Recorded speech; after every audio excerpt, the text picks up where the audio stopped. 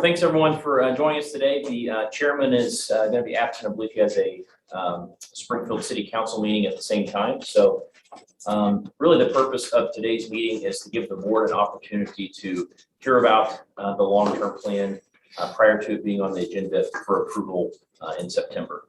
So Natasha's spent a lot of time on this and put a lot of work in this. My understanding it's her third long-term plan or fourth?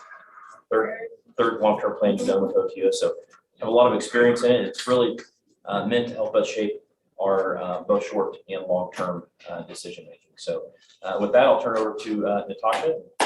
Thanks so much. Thank you. And real quick, we started this with our visioning back early 2020, and that event started with everyone doing the word cloud. So I don't know if you can call it your cell phones and everyone online on their computer, your cell phone. If you go to menti.com and then put in this code, it'll ask you just to put in one word about what you think transportation will look like in 2045. What was it again? Menti.com, so it's up on. You did a login, it says login, join. Did you go to Mentimeter or just Menti? This is Sometimes. voting Mentimeter, Okay, not a big deal. yeah, so you just want, just search. Yeah, or she'll do it.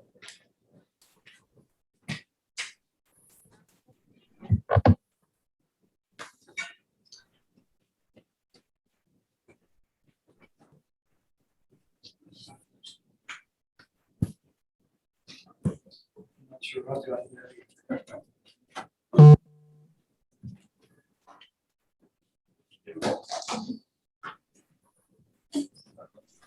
And then as you fill it out, you will be able to see results.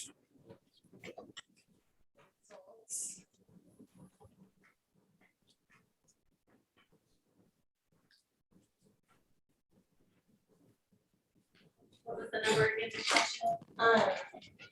It's 4430-5557.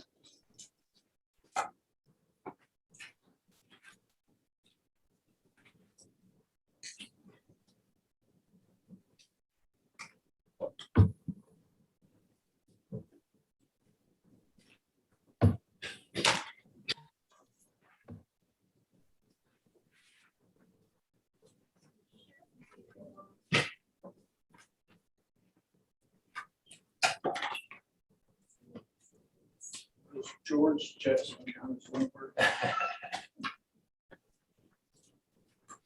Just so you talk a long way down the road.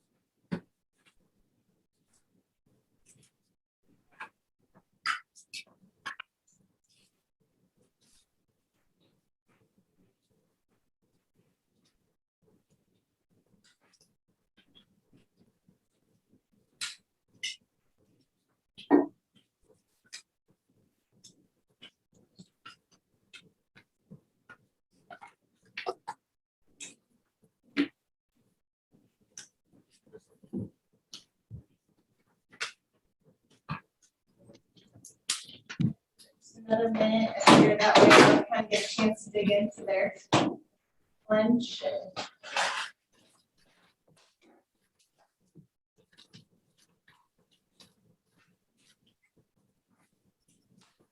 11 responses so far.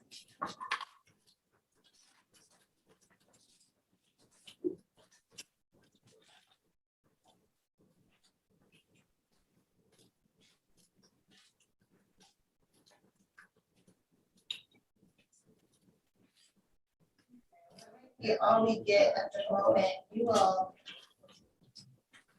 come back and visit what that looks like here. In a minute. But mine won't be on there. I didn't bring in the phone. Okay, I can put in a word for you if you want. It's about a word, isn't it?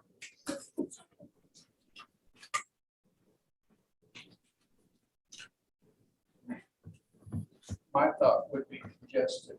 I don't see that word up there. Busy is pretty close.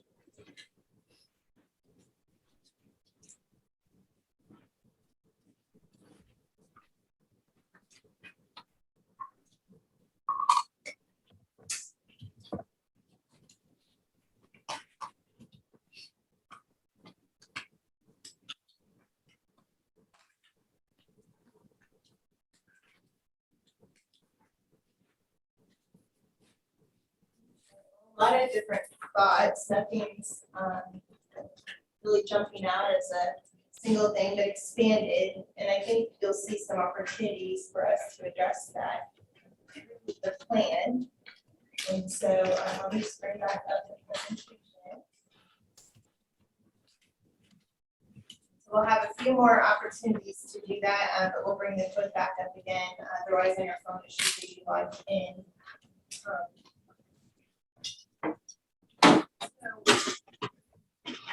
This is our plan taking us out to 2045.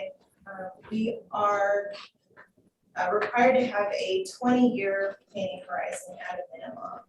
We tend to stick with those 5-year increments through all of these. You know, we've always had 2030, then 2035, and 2040, 2035. Probably has a better ring to it than saying, you know, our destination 2042. But what I also want to say about the long-range transportation plan, there's a number of requirements that we do need to meet, but then at the end of the day, it really is the guide for, you know, what we do over the next 5 years before the next plan, and what are we setting ourselves up for to look at that 2045 end result. And so we received guidance from the FAST Act, and that is the Transportation Authorization Bill. It's currently in place. They are entertaining some, you know, changes with the new authorization bill with this infrastructure, and we'll see what that kind of looks like. We tried to include some information in the plan that would set us up for some of those potential changes going forward. But they magically keep extending these extensions before, I guess we finish our plan before they get the next reauthorization passed every time it feels like. So we also have some planning factors that we're required to consider. There's 10 different things that the law says we should consider in our plan development. And I won't read the whole thing, but generally they point to economic vitality, safety of the system for all users and modes, security of the system, accessibility and mobility, both for people and for freight. We don't want to forget the whole concept of good moving, protect and enhance the environment, integration and connectivity of the system, so that all things work together. System management, that's how efficiently we operate, congestion, dealing with that. Preservation of the system, so as we talk about asset management. And then the resiliency and reliability of the system. And then travel and tourism, that was a newer one in this last go round. And then we're also required to include the performance-based planning that we've been working on annually. We've been bringing various performance measures that are required to be considered at the national level, those targets being set. So far, we've just supported MoDOT and their targets wide. But we also have to consider that in this process. So our planning process this year has been to look at engagement factors. So last January, February, we started with our visioning workshops at the board and the technical planning committee. And then in March timeframe, we started kicking off our survey. COVID slowed that down a little bit in some of our in-person events. And so we really extended that time frame to make sure that people had an opportunity to provide feedback. We sent postcards out. And I'll kind of get a little bit more into that in a little bit. And then the assessment phase, looking back at really kind of our baseline. What is our, situation on our roads, and what are we looking at, conditioning, congestion, and all of those things. And then the analysis, how do we turn that back into projects? What are some funding that we have available? And what is the best way to address some of the issues that we found? And then we're currently in that outreach and adoption phase. So we presented on the survey results earlier this year with the board. So I'm not going to go through each of those results individually, but that engagement process really was an opportunity for the public to provide feedback. We asked questions on kind of what are the strengths and the weaknesses of our system. A lot of that survey was based on the results of those vision workshops that we had, looking at, how congested do you think the system is, and is it an acceptable level? How unacceptable is it? Where would you put your funding if you had that? And then during the planning process, we also had a website or webpage dedicated on the OTO website to the plan.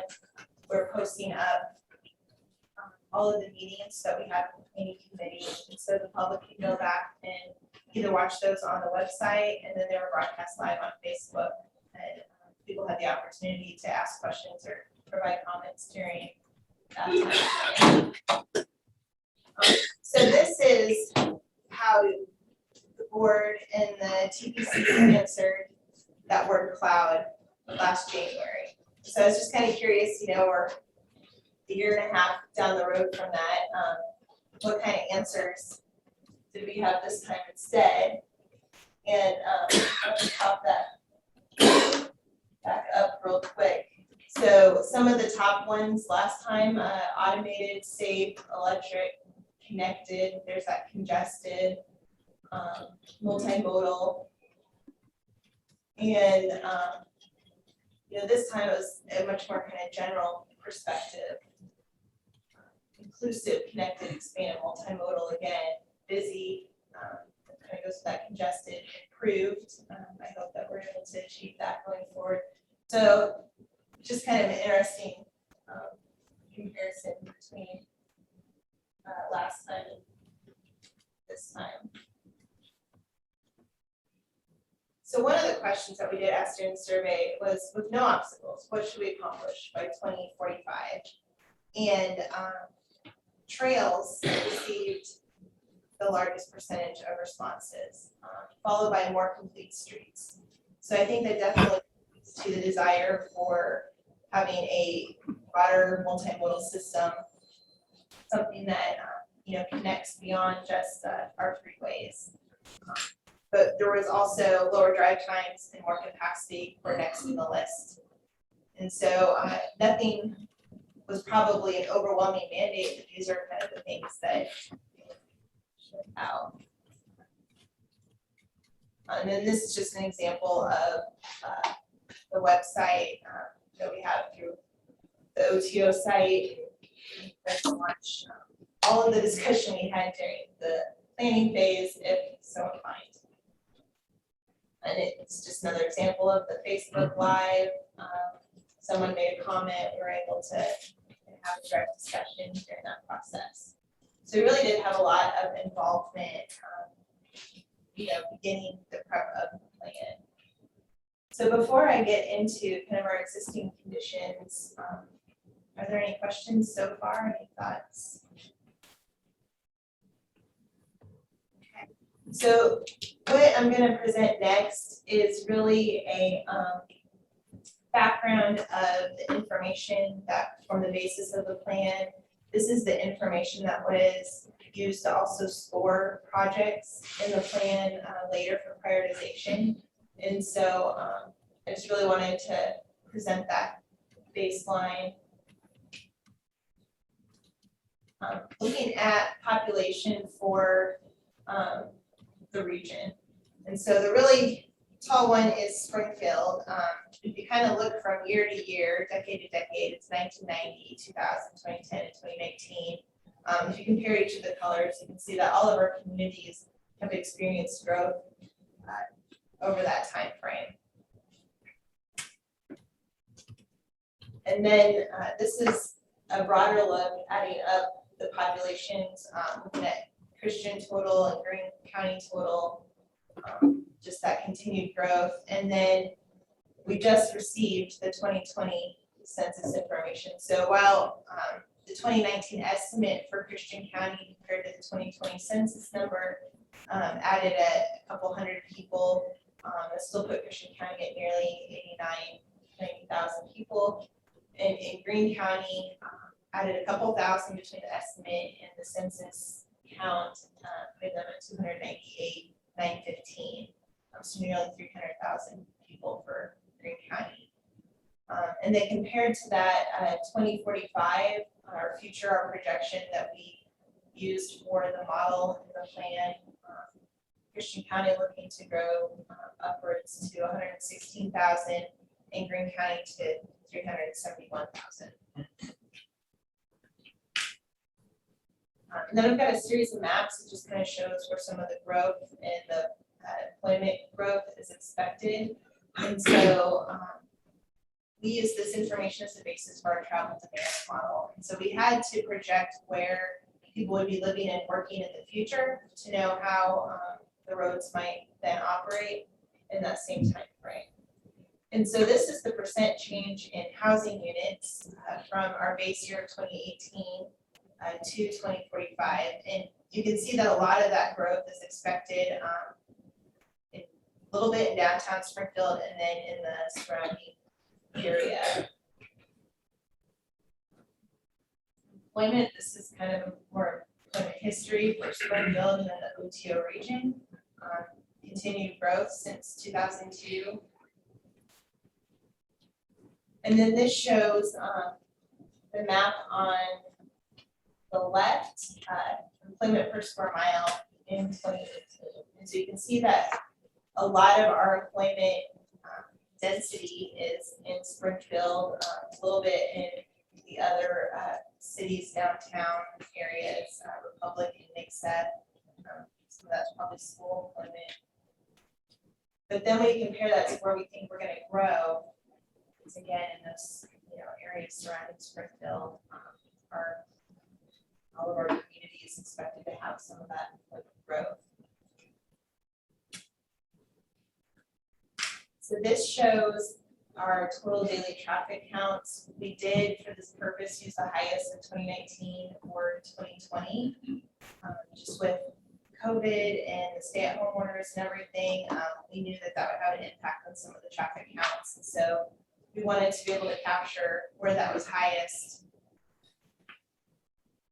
So you can see our freeways definitely have the highest counts, and then there are some of our arterials as well.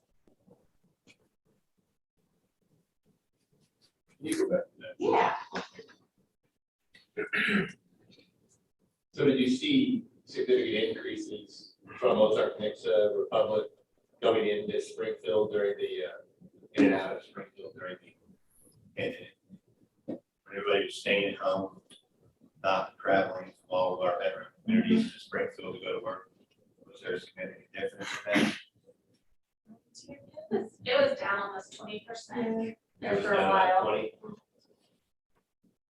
Yeah, and overall, I think at one point, traffic throughout the region was down to down 40%. But yeah, different areas and yes, and different impacts compared to the overall travel.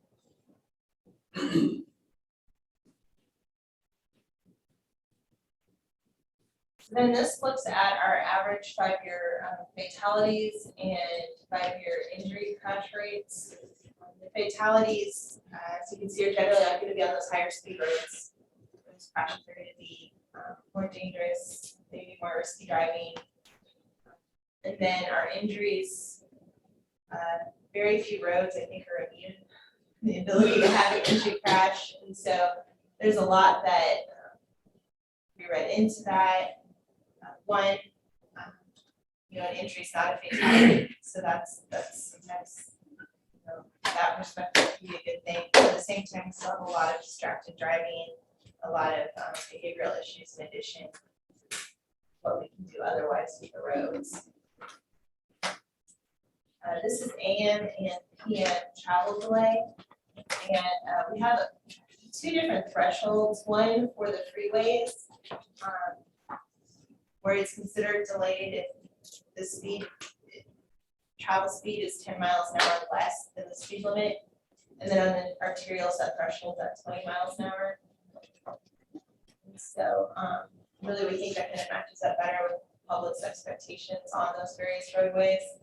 And so AM has continually been less delayed than our PM. And then also the amount of time that ends up being delayed for.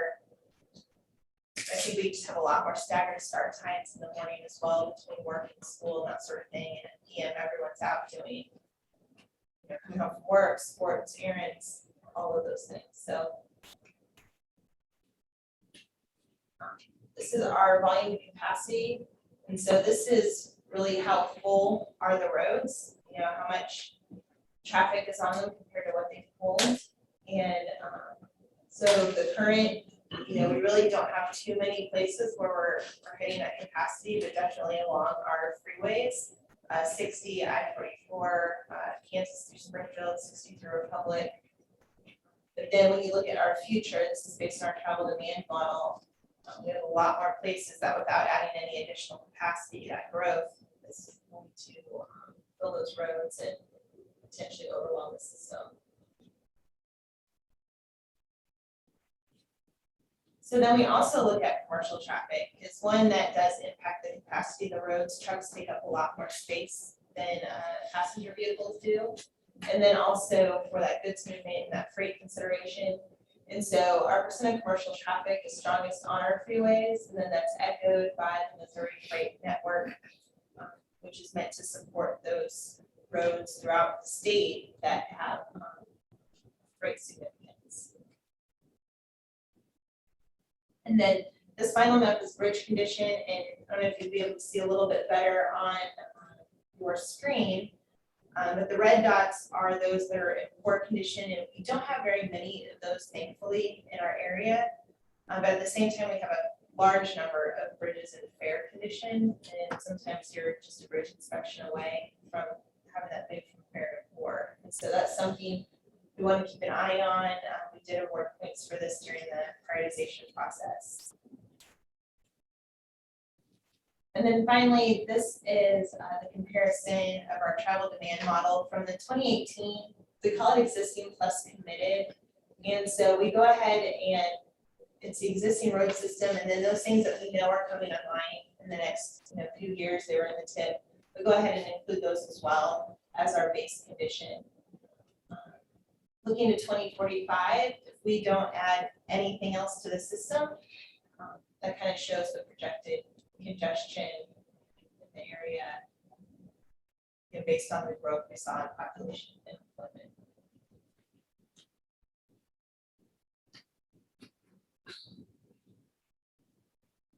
So the plan also digs into transit, other modes, or bicycle, pedestrian. Our discussion relating to city utilities transit is that the fixed route ridership has decreased the last few years, but the paratransit, that ADA demand response has really grown, and that is somewhat reflective of nationwide trends in paratransit service. But then also city utilities reconfigured their routes with the transfer station when that opened up, and then the pandemic definitely had an impact on their ridership. So they expect it'll be a few years before they can really see how everything's gonna recover from those two restructurings. Missouri State, they have the Bear Line, and they're actually getting ready to work on a rebranding of that. And they expect it to have a lot more usage, especially once they start taking out some more parking lots downtown for JVIC improvements that will be made. And so we'll probably see that become more and more significant on campus. Oaks, in the past, we've generally kind of thought about them in this area as service for the elderly and disabled, supplementing city utilities in that regard. But they really have started to expand their more general population service. If you go on their website, they have what's nearly a fixed route certain days of the week. It's not something maybe that's daily, but coming into Springfield from the outlying communities. So that's regular service that people need to come into this area from outside of it. Oats is really starting to expand that availability. And then we have our human service agencies, which take a good chunk of the funding that we have available. We have 5310 funding that comes in from FTA, and we provide vans and vehicles for them to provide services to their clients and also to the public depending on the agency. So then on the bicycle and pedestrian side, I'm not going to dig too much into that here. Part of that is we just adopted through the board in July the Towards a Regional Trail System. And so Andy did a great job of summarizing, all of the work that went into that and the recommendations from that. Looking at how can we expand trail funding and ready ourselves to put more trail on the ground. And then the plan also addresses complete streets, and OTOs always had with our design standards and with other policies, a multimodal consideration when looking at different roads. But we really wanted to address that here and make recommendations that, we can make sure that the scope addresses the needs of all users when looking at our different projects. And then we do have a system performance report. This is part of what's required for those national targets. This is having something off on the bottom of that slide, but we're looking at safety and asset management, reliability, and these look at both motor vehicles, bicycle and pedestrian, and transit. And so there's a lot of different targets go into this. We'll be bringing back some safety targets again for board consideration later this fall. But this part of the plan really just kind of shows how those baselines have changed. So then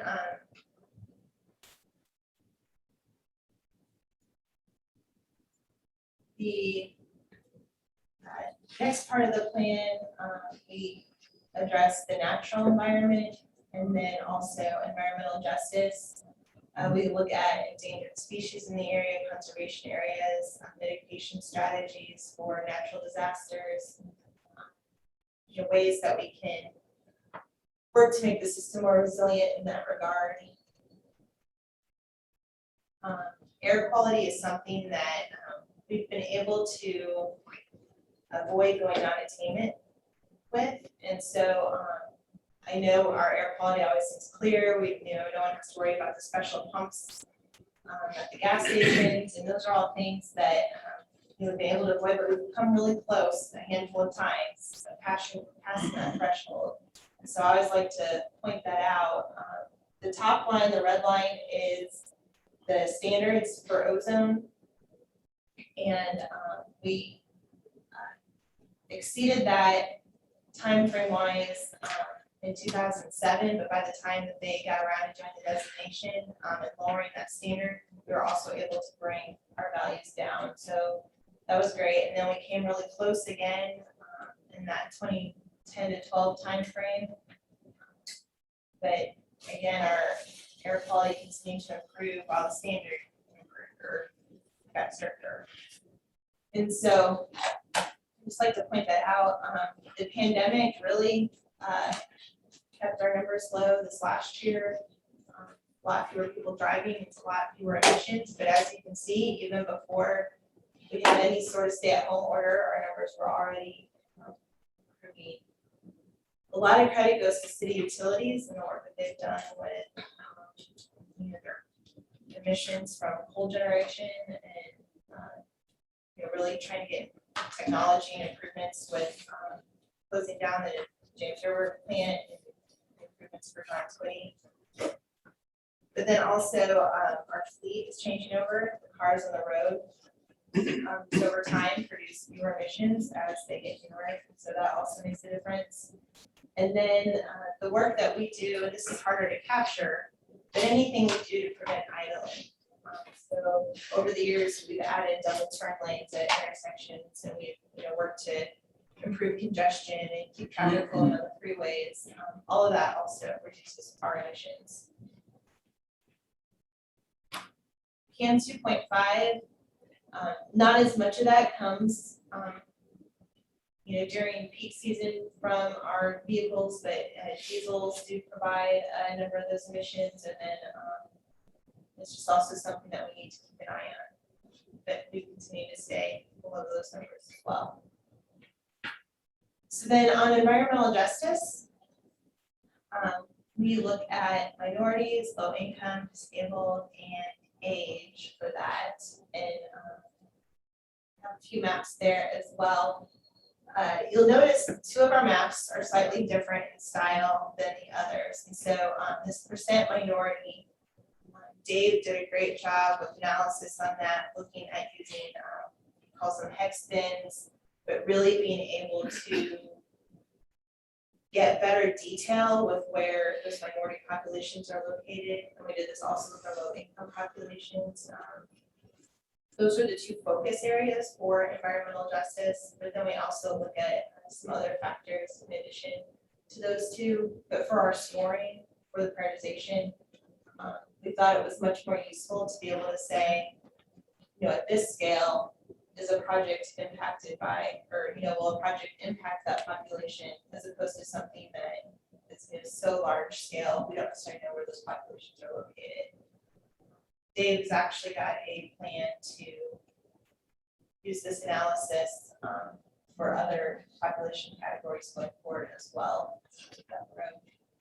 And so you can see generally the minority population, and then we show where our percent Hispanic population is greater than the O2 average. That's kind of the threshold that's used. Here we look at what we call LEP households, and these are households with limited English proficient speakers. And so the census asks a question about, do you speak English very well?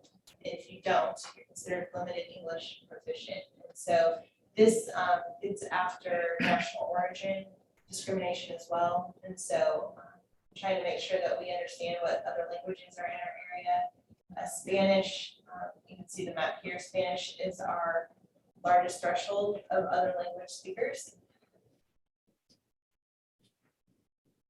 And so then percent below poverty level, this is another one of those maps with the hex bins, and so we can really zero in more on where those populations are. And then we also compare that with percent zero car households. So when we talk about transit, city utility serves Springfield city limits for the most part. Definitely see there are pockets, zero car households in areas where we don't have that kind of transit service. And so it's important that we look at what other kind of alternate ways to get around, what can we do to support the efforts that Oaks is doing. And then we have two age groups that we look at. In addition, this one is for the disabled population over 18. So again, when you think about that in comparison to transit as well. And then these are two age groups. So the percent under 18 and the percent over 65. And except for a few locations, they generally don't overlap. And so that also creates different considerations throughout our region. So I want to take a break there for a second. Are there any questions or any maps that anyone wants to revisit or dig into further? Online, you can speak up as well too. Okay. So then, after all of that and working with the planning committee, we developed 5 goals. We had 12 in the last plan, but we thought for the sake of really being able to address these easier, that we would simplify and consolidate a little bit. So goal 1, safe for all users on all modes. Goal 2, asset management and fiscal responsibility. 3, connected, integrated, multimodal system. 4, resilient and prepared for the future. And 5, quality projects implementing best practices.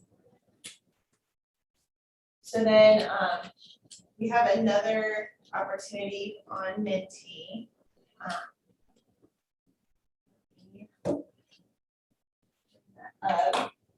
And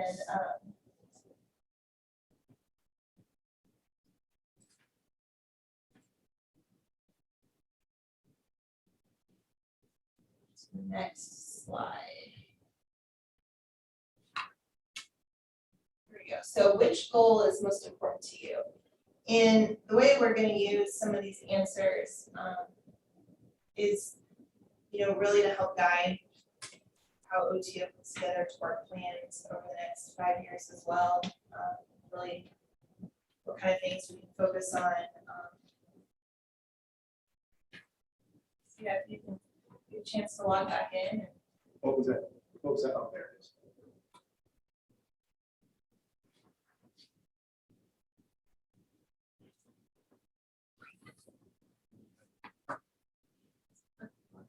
Uh, 4430-5557.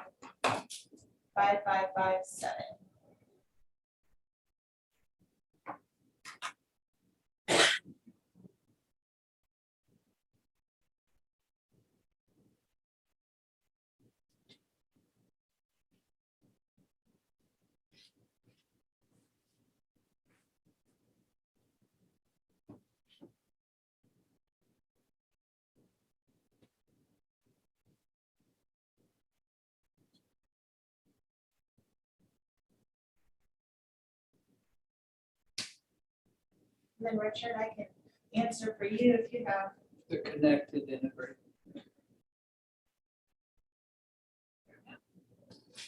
Yep.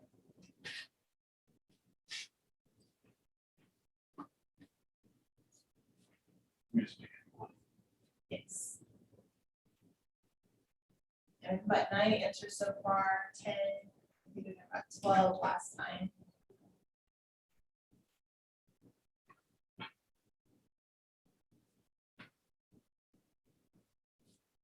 But so far, it looks like resilient and prepared for the future, followed by tie between safe for all users on all nodes and connected integrated multimodal system.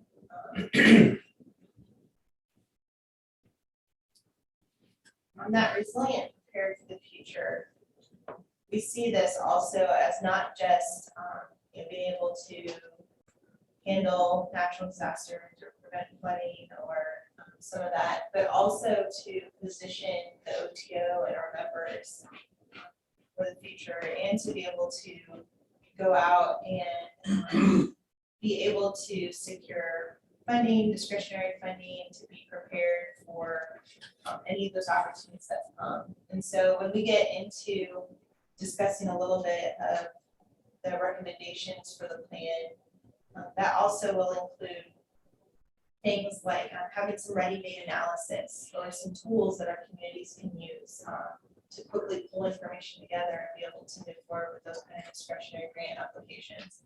So in that regard, not just looking to our transportation system, but also our planning functionality as well. So, okay, let me switch back to the presentation. Well, actually, we have one more set of questions.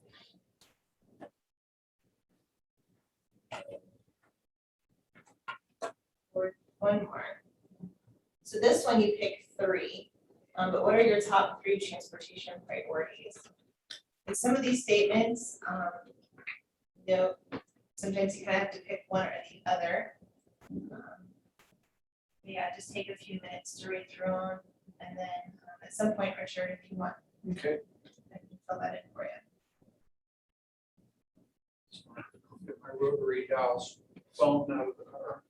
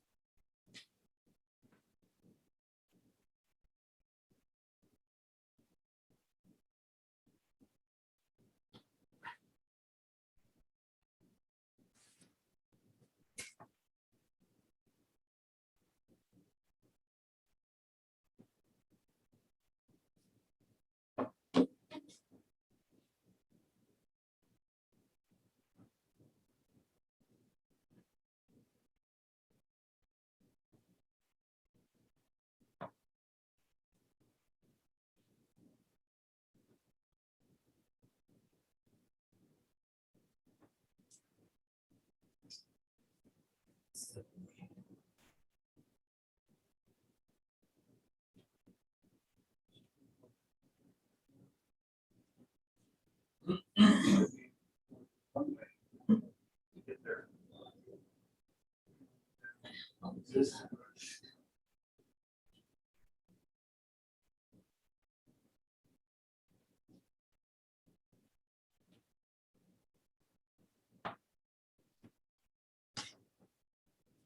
So our hope here was to kind of get after the fact that sometimes there's trade-offs in the conversation, but maybe there's not trade-offs when we actually get down to scoping a project or making decisions.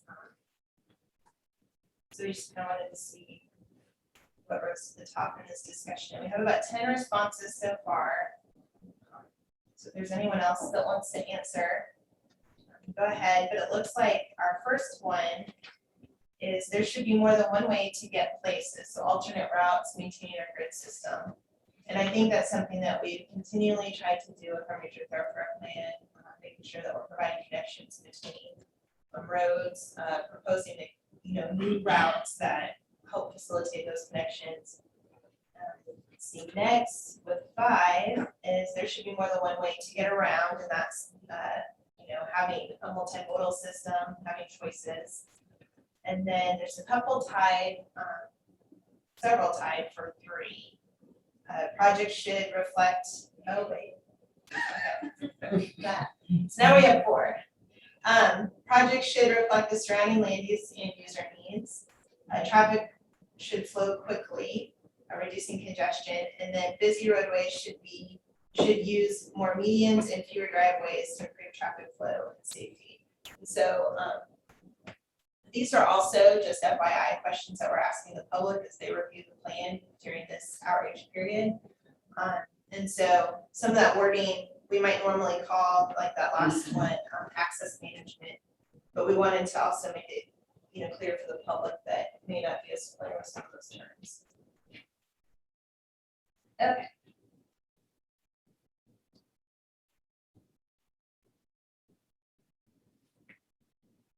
So then the investment plan, and this is really the meat of, and actually before I dig into this, I did pass out, had everyone see it, then emailed out this morning for those who are on Zoom, our chapter 6 policy and plan recommendations. And so there are 2 places where the long range plan really, I guess, makes a statement, makes a difference, tells us what we're going to do. And one are the strategies that feed our work program and our prioritization strategies over the next 2 years until we work on the next plan. And then the next one is the investment plan, where we look at what projects we think we can afford between now and 2045. There are a fair number of strategies under each goal, so I didn't want to go through and read them out loud with everyone. I'm sure you don't want me to either. But a lot of this came even from looking back at the visioning exercise that we did last winter. And I really want to point out, we have scattered a little bit through here, but looking at education, there was a lot of discussion in that vision and since then about educating the public about what it takes to maintain the road system, what it takes to build a project, educating our elected officials about how we use our funding, how we prioritize our projects, what projects are important to us, but also then educating road users on safety and driver's education and that civic education.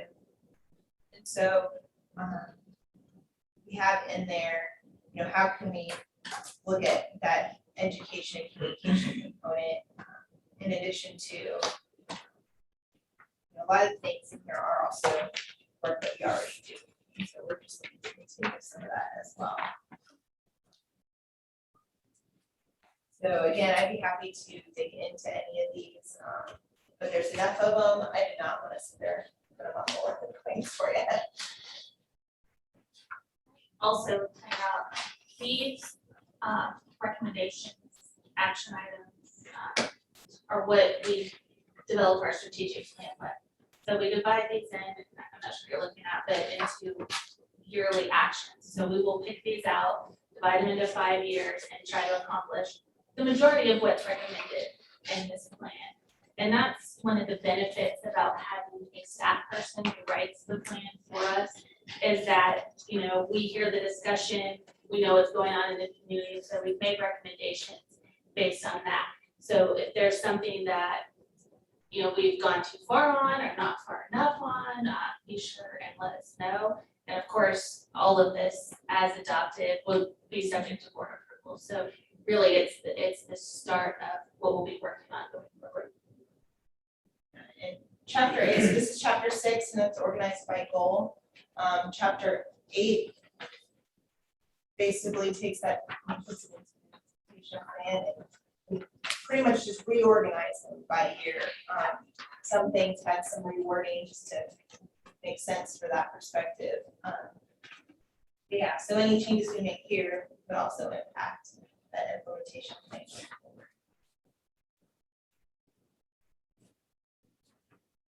So then the investment plan, we're required to fiscally constrain the transportation plan. And what that means is we have to project how much funding we have available between now and 2045. We need to select projects that we can afford between now and 2045.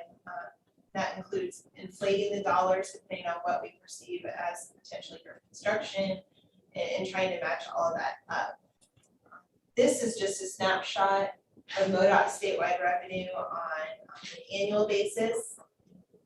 But we wanted to point out, you know, that a lot of funding does come from the federal level, but a lot more comes from the state.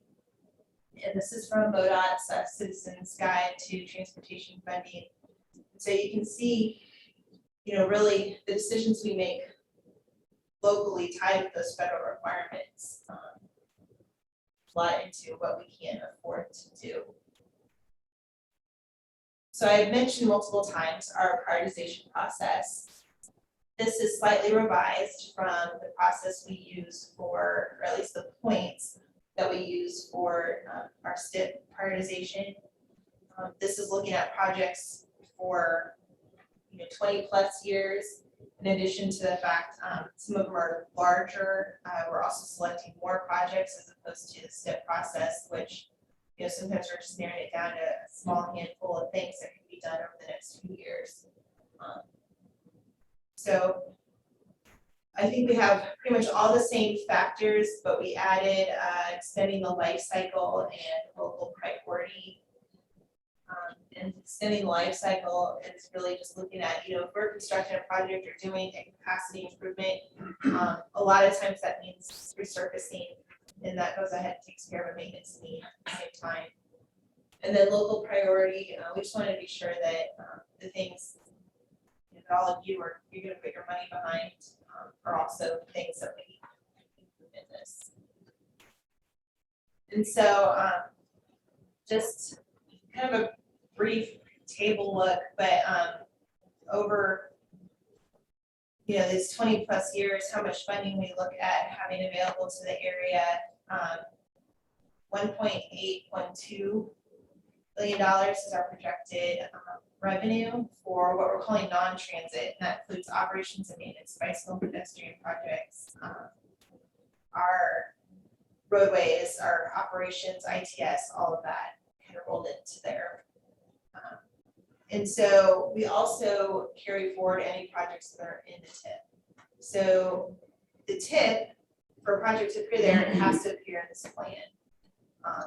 We've already said we're gonna put these projects into the TIP, we just carried those forward. And so that prior funding you see is carryover funding that we use to constrain the TIP. So that just gets added in. We do leave a little bit of funding on the table for things that may come down the line that maybe, we didn't foresee, or things we need to move from the unconstrained list. We don't necessarily have to identify the funding immediately for that. On the transit side, there's some formula funding that city utilities gets. Just as a transit agency, there's also their local share, which comes from the ratepayers, some money from the state of Missouri and Medicaid contracts, and then local agencies need to provide match for their 5310 human service vehicles. And so that's all included there. Again, we have a little bit of carryover of prior funding from the TIP, and just a little bit of remaining funding there as well. So I've got a map, a list first of the major constrained projects. And this really, there's a fair number of projects, so this doesn't begin to touch all of them, but we have a lot of capacity on our freeways that we're trying to do.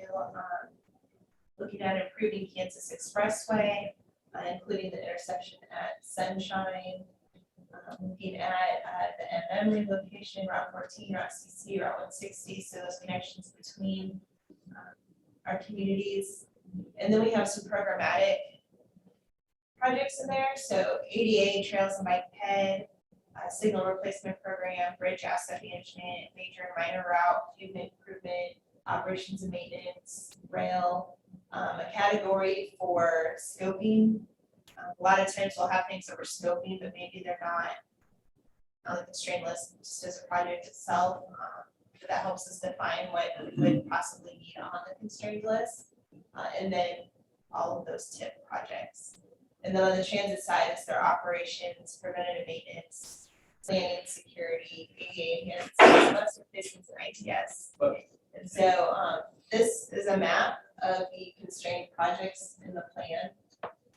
As you can see, those programmatic projects aren't mapped, but really trying to kind of hit all of those key points on our system.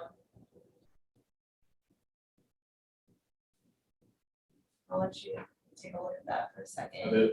Is the number just the sheer number that we have on the So the number is tied to, in the plan, there is a table of all these projects that includes the sponsor, the potential year of construction, the inflated cost.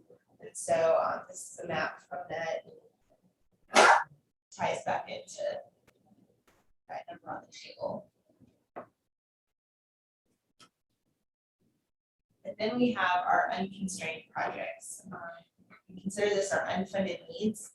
So everyone, thank you for submitting projects to the plan.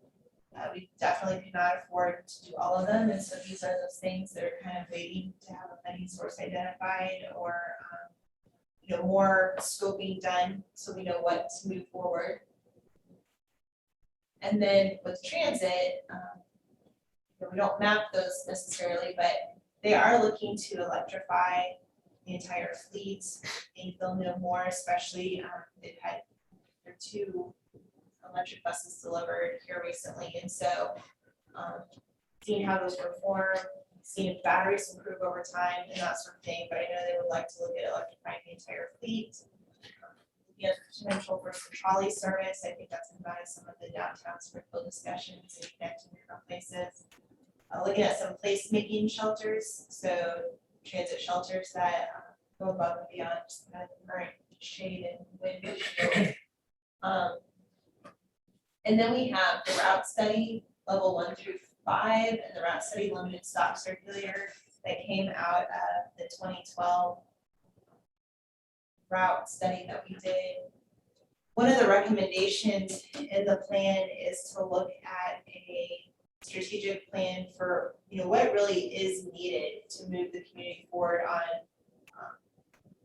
changing transit or doing something like limited stop circulator.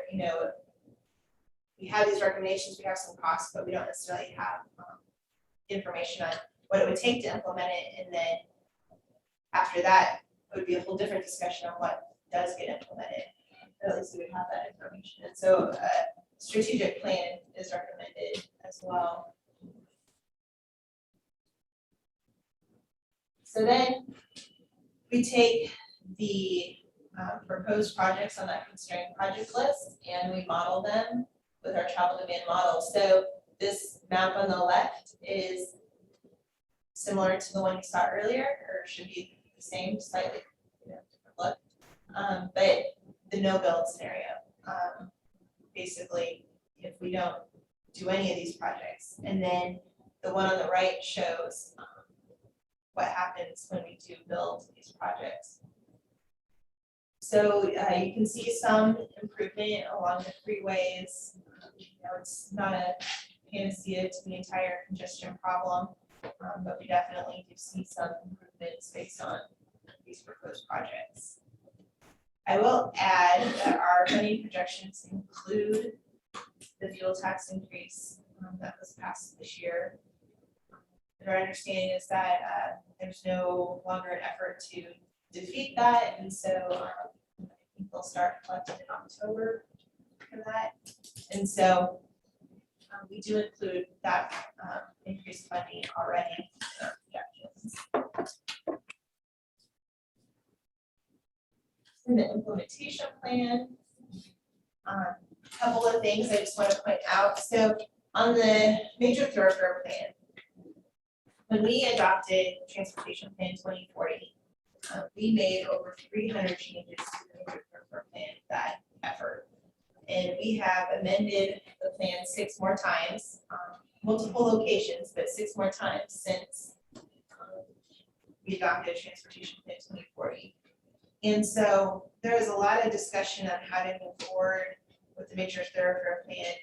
This time, also looking at our design standards. And I think we're going to come back and revisit all of that together.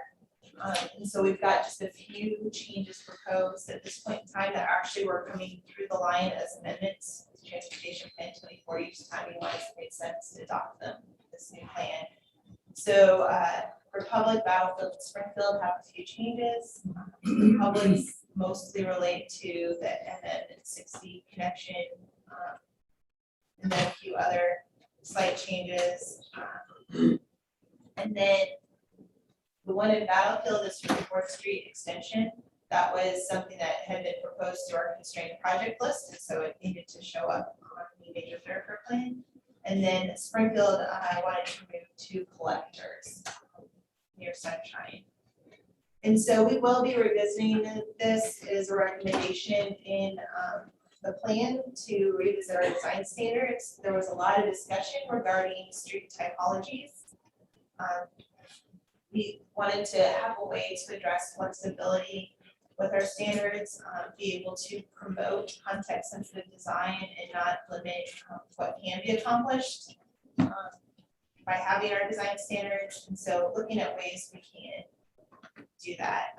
And so these are just some kind of live meeting results that we had during our planning committee meetings.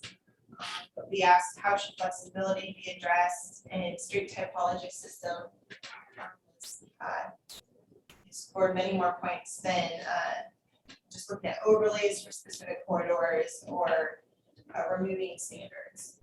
And so what the street topology system will allow us to do is look at the character of the roadway and allow for some flexibility in the application of the standards depending on what that land use looks like.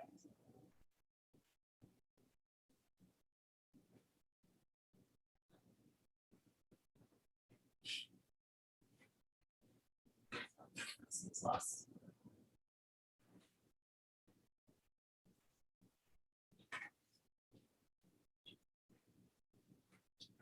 So then the public outreach portion is what we're trying to do now. So we've got an online public meeting through the OTO website.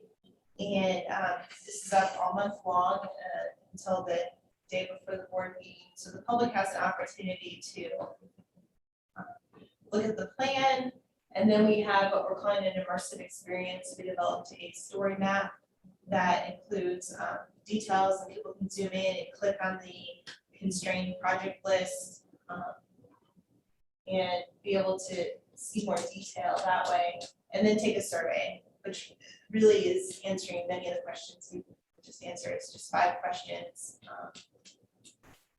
So that helping guide it. Here's some, just a screenshot from that. But as they scroll down, we'll be able to look at the planning process, our goals, explore the projects, and have an opportunity to read the plan. So if you go back to Minty one more time.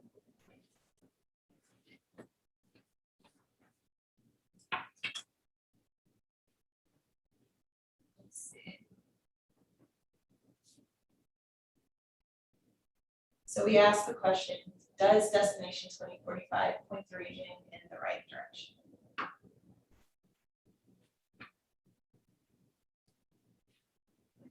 I don't know what to do with the answers to that one. The only reason I changed my answer. I didn't change my answer. I think you just identified no. Yeah, Richard, what would you like to do? Oh, yeah, no. That's right. Tasha, I was wondering if you could click on that immersive experience. Sure. So what she's created is called a story map, and really it's a way to not read the couple 100-page plan, but to go through sections. So like the list of projects that she was showing in the constraint list, you can pull it up on this immersive experience, click on, I think it says projects at the top, and then you can actually zoom in on a map, click on the project and see if it, what the definition of the project is and if it's made the constraint list. And so just from someone who, I've read the plan, but it's, to find the certain part you're looking for, I think it's a much easier way to digest everything. And I sent out an email this morning that included a link to this page, our Destination 2045 page. So you can read the entire draft, and don't be intimidated by the page count. Most of that's the appendix listed on the 10 projects we included. But then we have our immersive experience, and then this is also how people can access the survey.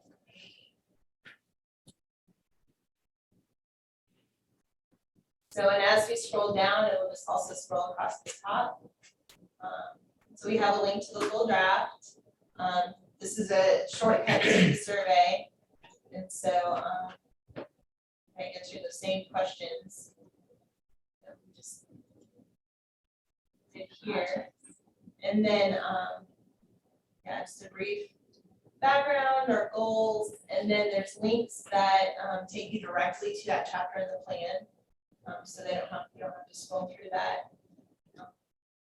So then looking at our project, so this takes you to, again, that direct link in the plan, but then you can also look at it on the map. So I will expand this, have a legend if you need it, and then you click on it and it'll do a pop-up of, I'm sure it's kind of hard to read from your seat right here, but they'll do a pop-up of what that project number is to correspond back to the plan, but then also the description, the funding amount, the projected construction year. So you can do that for any other projects on this map. And then also, if you keep scrolling, it will take you to our unconstrained list.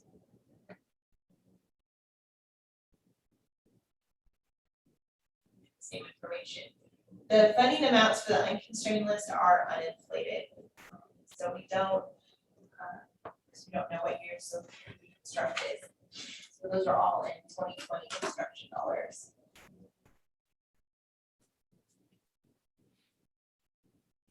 Then discussion on transit, and then implementation. This is the nature thoroughfare.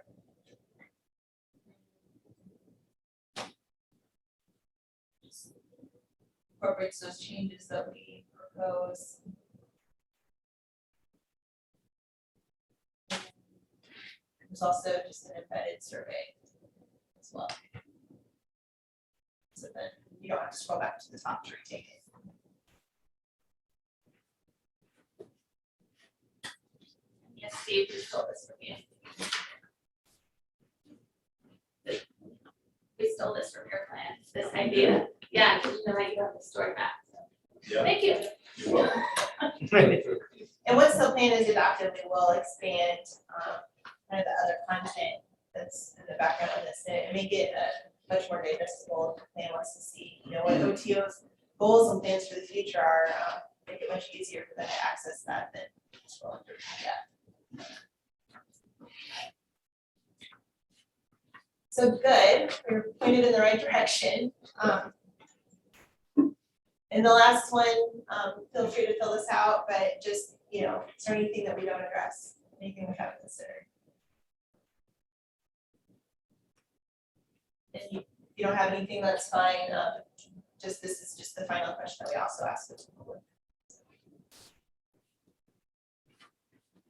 I'll let this. So we had over 900 responses, I believe, on the survey. You know, it wasn't probably as good as even what we had last time, but we weren't able to go out and do those in-person events and the expos and that sort of thing where you get a lot of that traffic. And so some of the things that we did to improve participation was we sent out postcards. So we went through and basically kind of picked however many addresses, like so for every residential property, and just kind of to get 10,000 postcards filled out. I don't know how much response that necessarily garnered us, but everyone at least had an opportunity to participate that way. And then, you know, all of our communities helped get the word out too. And in fact, I wanted to get through today and make sure there wasn't anything that we needed to address before doing that broader push. We have already announced the public comment period. It's all online and everything. But then I will be asking, you know, kind of your communities as well to help us get the word out for public comment by reaching out to the plan committee members that we had and the TPC members as well. But just if you guys can help us get the word out, that would be great. So that is the plan in a really large nutshell. So feedback on that, but if there's anything else, or Sarah, if you have anything you want to add about the planning process or moving forward. So we are putting this on the agenda for the September 16th board meeting. And we really need to get it passed because we committed to federal highway for that timeline. And that's one of the reasons we wanted, you know, to give everyone a chance to ask questions and give us input so that going into the board meeting, everyone would feel comfortable with what's in there.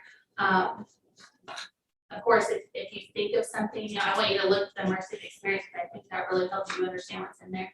But if you think of any questions or anything, email myself or Natasha, and hopefully we can address those ahead of the board meeting. We can amend the plan at any time too. So if we find out I didn't know that was in there, that can always come up for a vote later. We started this plan a long time ago. We've been working on it a long time and did not realize the urgency of getting it adopted. And so Natasha's worked very hard, keeping the timeline that Federal Highway has asked for.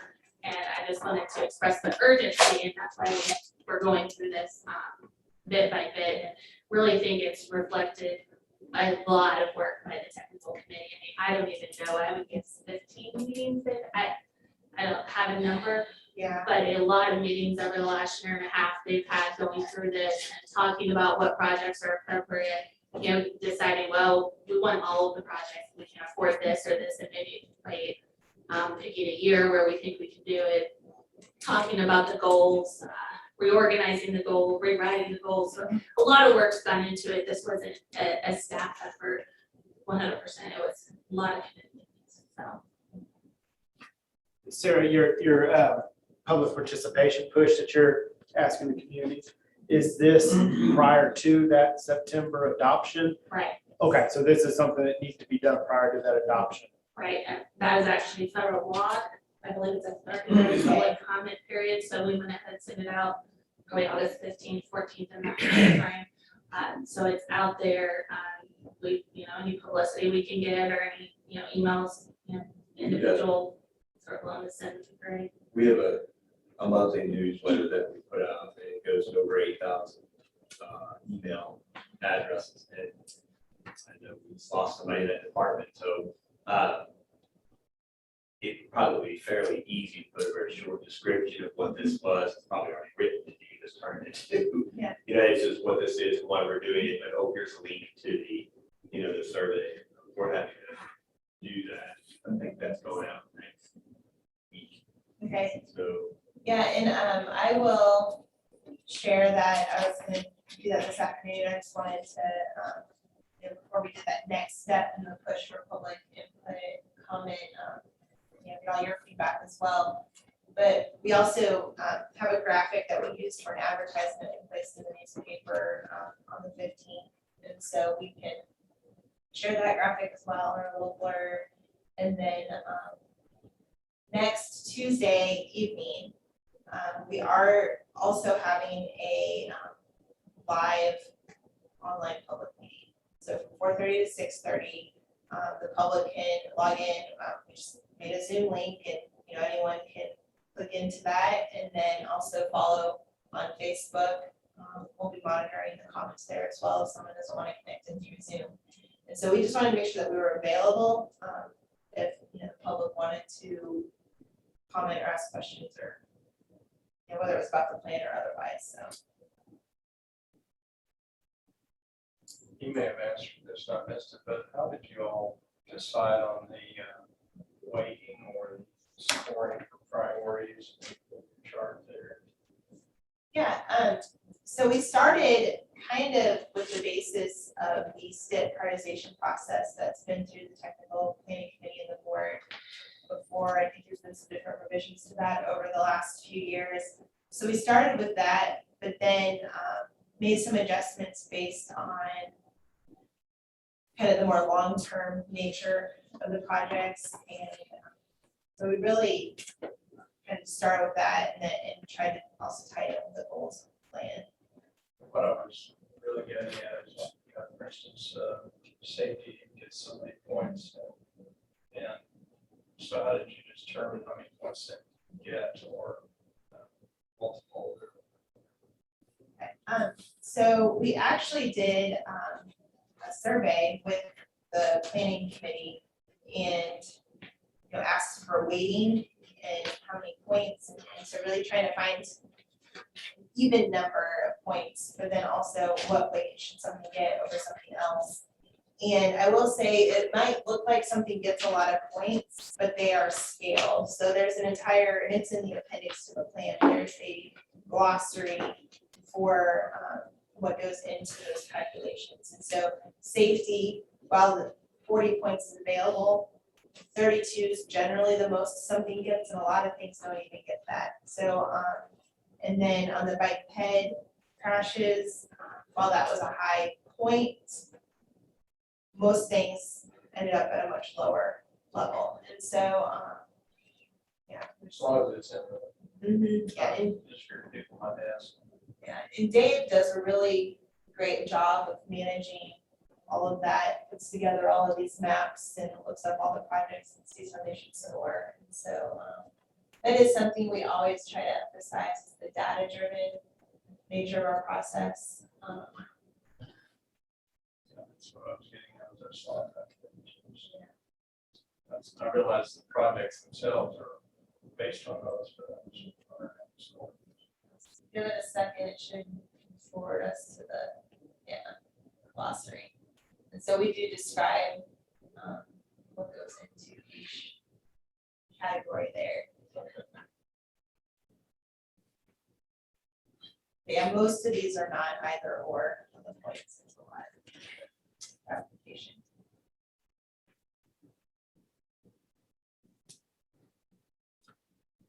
Any other questions or comments before we wrap the meeting up? Got a question, so how do you guys project how much money federally and state, I mean, or 5 year, looking at 5 year intervals at a time, how do you guys calculate what you think you're gonna have down here? So thankfully, there is a bit of a formula that goes into how funding comes to this area to begin with. And so there's some stability in using past growth and projecting that forward. So with some of the federal fund that comes, or that we sub-allocate to our communities, we've seen that generally at a 2% growth. So we applied that going forward. MoDOT's funding their own projections, they really stick to more of a 1% growth just because of the increasing fuel efficiency and other factors that impact that growth. And then on the local side, local funding that we project, we just match the federal funds with that, the SDBG. So that, if you bring additional money to the table, that's just bonus, but we're not over committing the communities on that projection.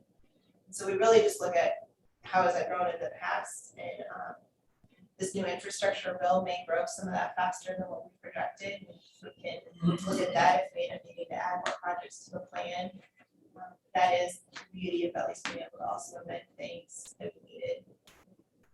Fuel tax, will that kick in a little bit too? Yeah, and we added just a little bit these first 5 years before it gets up to the full 12.5 cents. And then just added that in and it became part of the 1% growth over time. I might mention, we've assumed that the funding distribution adopted by the Highway Commission will continue. So if changes are made to that, covers our numbers now. And they are proposing to amend that highway commission that is in place now. Comes from extremely rural areas. I mean, with very low population, very low volumes of traffic on the roadway, and they're saying, well, the urban areas are getting too much money. We want to spread this out to the Corn Belt, to the Cotton Belt, and everywhere else where there's really no traffic at all. So we are in danger of having that formula, if you will, change to where that more money would go to those less populated areas, less money would go to more popular areas. It sounds a little weird, but did I get that right? That's good. Federal and No, state, that's yeah. mixed together. When did that happen? The meeting, what, tomorrow? Was it on the 25th? No, that is already there. The Highway Commission is September the 9th. They have a workshop talking about it further. The chamber and David Cameron and I are giving a presentation, kind of hinting at our desires to maintain the current formula. Just to try to give an alternative perspective to some of the other things that they're hearing. But really, they can change it at any time. That'll be at the Springfield Chamber. It will be at the double. Bill? Sarah, for perspective, when did 2 years ago they changed the forming for the road, for the bridge program that we Right, took a so pretty big dip, so we lost like 20 million to the region, it was a pretty or big 18 million a hit. year. They had decided that to maintain the current system at a level that they desire, they would need to take more money off the top, so it would filter down. And what I'm hearing from presentations at the Highway Commission is that those areas are still not satisfied with their road condition. But I would argue that they haven't given it time to see that investment pay off yet. Sarah, is that commission a governor's appointment? It is.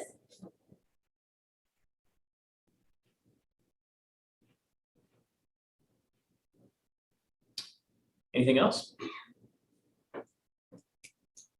Natasha, thanks. It's evident you put a lot of work into this. It's much appreciated. And thank you for taking time to go over this today before the meeting. If anyone has any comments or suggestions, suggested changes prior to that meeting, should they just reach out to you all to discuss that? Okay. Also, if you could send the blurb and the graphic to the entire board, I think that'd be great. We could potentially all push that out in different manners through social media or other means. So. Great job. Thanks all. Appreciate it. Have a great day.